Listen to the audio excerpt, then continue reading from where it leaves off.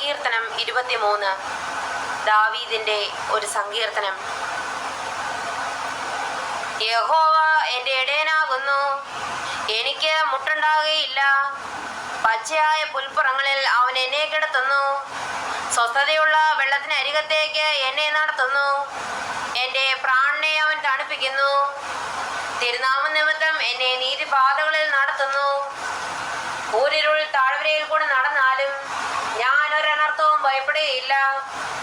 നീ എന്നോടുകൂടെ ഇരിക്കുന്നുവല്ലോ. നിന്റെ വടിയും കോലും എന്നെ ആശ്വസിപ്പിക്കുന്നു. എൻ്റെ ശത്രുക്കൾ കാണുകെ നീ എനിക്ക് വിരുന്നൊരുക്കുന്നു. എൻ്റെ തലയെ എണ്ണ കൊണ്ട് അഭിഷേകം ചെയ്യുന്നു.